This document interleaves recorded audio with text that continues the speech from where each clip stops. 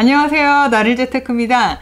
월급쟁이 직장인들을 위한 자산관리 노하우에 대해서 알아보고 있어요. 지난 시간에 통장을 4개로 쪼개봤는데요. 그럼 그렇게 쪼갠 통장을 어떻게 활용해야 되는지 오늘은 쪼갠 통장 활용법에 대해서 알아보도록 할게요. 수입, 지출, 저축, 투자 이렇게 4개로 쪼갰는데 그럼 과연 이 통장들을 어떻게 관리를 하라고 이렇게 쪼갠 거냐에 대해서 알려드릴게요.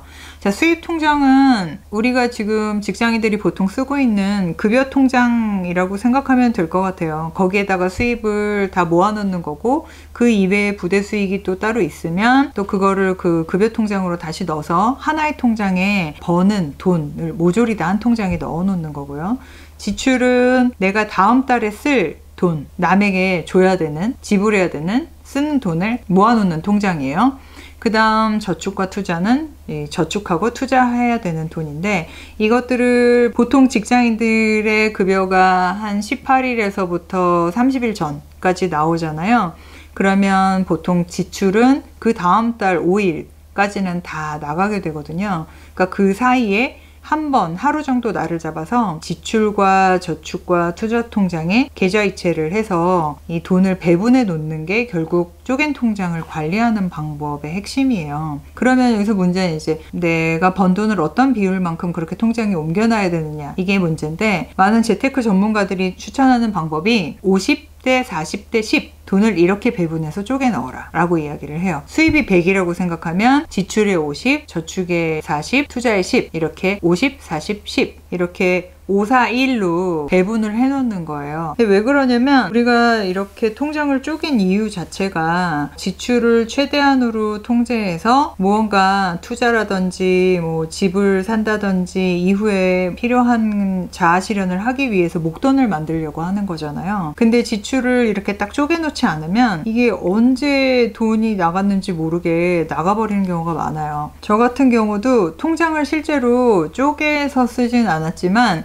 이런 똑같은 방법을 하나의 통장으로 써본 적이 있었어요. 하나의 신용카드로 제가 쓰는 모든 지출을 다 모았어요. 그래서 모든 돈, 고정지출, 변동지출 이런 거를 모조리 다 한 신용카드로 페이를 하게 해서 나중에 돈이 나가고 나서 신용카드만 보면, 신용카드 내역서만 보면 아, 내가 이번 달에 뭘 썼구나. 가계부를 안 써도 되겠구나. 신용카드 내역서가 결국 내 가계부가 되도록 그렇게 이 계획을 짰던 거죠. 그래서 급여 통장에서 이 신용카드 값이 나가게 되면 그게 결국 지출 통장이 나가는 거랑 똑같은 거고 그럼 나머지 돈으로 저금을 하거나 투자를 하면 되겠죠.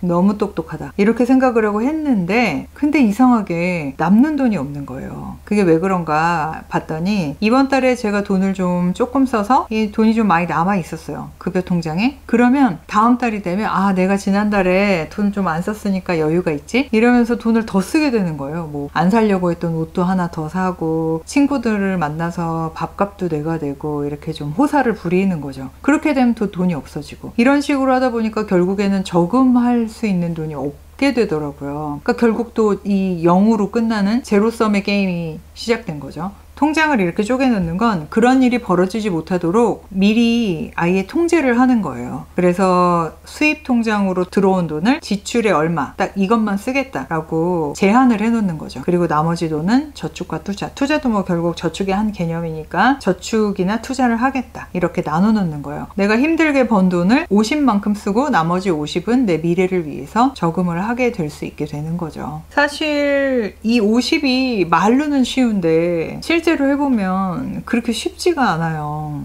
이 급여의 수준을 떠나서 사실 많이 벌면 많이 쓰고 적게 벌면 적게 쓰고 이게 우리가 좀 시스템이 맞춰져 있다 보니까 이 내가 번 돈의 50만큼을 맞춘다라는 게 그렇게 생각만큼 쉽진 않더라고요. 그래서 지금 처음에 이 통장 쪼개기를 하면서 해봐야 될 게 먼저 지출, 나의 지출 내역을 까보는 게 좀 필요한 것 같아요. 자, 그래서 지출이 보면 왜 우리 고정지출과 변동지출 이렇게 두 가지로 나뉘잖아요. 그래서 고정지출은 말씀드렸던 숨만 쉬어도 나가는 돈, 보통 집에 들어가는 돈이 많고요. 변동지출은 그 이외에 내가 살면서 뭔가 누리면서 쓰는 돈들인데 제 경우를 봤을 때 고정지출 비용이 포션이 너무 많아버리면 변동지출로 쓸 수 있는 돈이 되게 적기 때문에 생활이 굉장히 궁핍해져요. 그리고 어느 순간 조금 뭐 하나만 돈을 쓸 일이 생겨도 이 틀이 확 깨져버리게 되죠.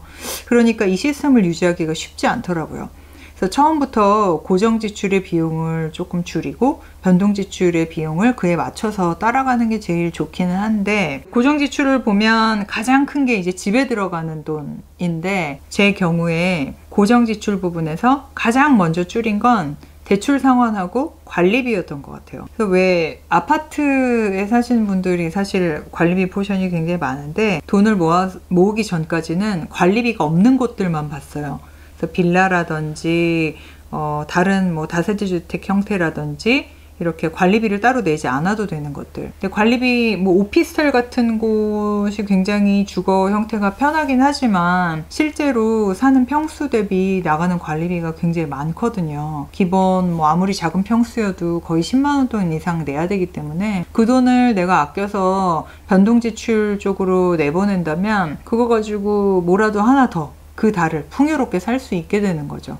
돈을 저금할 수 있는 거는 물론이고요. 그 다음 변동 지출에서는 사실 제가 가장 아껴야겠다라고 생각했던 거는 택시비였어요. 많은 이 여성 직장인들이 공감하시겠지만 일이 힘들고 몸이 지치고 이러다 보면 택시 이렇게 쉽게 잡아 타게 되잖아요. 한 달에 며칠만 타도 보통 막 30만 원씩 훌쩍 올라가요. 그것만 아껴줘도 사실 굉장히 큰 돈이 세이브 될 수 있겠더라고요. 그 다음으로 봤던 게 좀 쓸데없이 나가는 돈이 있나 없나 이런 거 체크하시는 것도 되게 중요하다고 생각해요. 뭐 10,000원, 20,000원 이런 거 내가 보고 있지 않은 여러 가지 뭐 프로라든지 뭔가 구독을 하고 있는 건 아닌가? 그게 아무리 하찮은 돈이어도 그것들을 쓸데없이 나가는 돈이 있는지를 다 체크를 해서 일단 다 끊었어요. 다 끊었더니 그것만 해도 한 10만 원 돈? 한 달에 이렇게 좀 절약을 할 수가 있겠더라고요. 그런 부분들 봐야 될 것 같고요. 그러니까 이 50대, 40대, 10 이 비율이 사실 이상적인 비율이기는 하지만 각자의 경우에 따라 다를 수가 있잖아요. 뭐 예를 들어 20대의 사회초년생 같은 경우는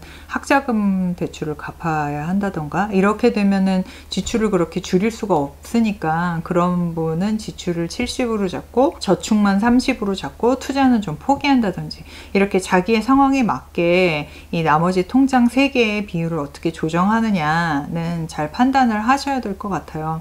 하지만 이 적어도 50대, 40대, 10 이게 가장 이상적인 비율이다 라는 거를 기억하시고, 이 40 부분과 10 이제 결국은 이 투자와 저축이 다 결국 저축에 해당하는 건데, 이 부분을 내 급여에서 먼저 띄어서 논다 라고 생각을 하시면 더 쉬울 것 같아요. 내가 쓰고 남은 돈을 저금을 한다가 아니라 처음부터 저금할 목표를 딱 잡고 그 부분을 띄어 놓는다. 그래서 저축통장과 투자통장 이런 통장 쪼개기가 필요하다라고 이해해 주시면 좋을 것 같습니다. 이걸 하는 이유 자체가 우리가 돈의 흐름을 알고 이후에 재테크에 쓸 돈을 좀 마련하기 위한 이 자산관리 습관을 만드는 거니까 여러분도 한번 도전해 보시면 좋을 것 같아요. 자, 그러면 오늘은 여기까지. 여러분 안녕.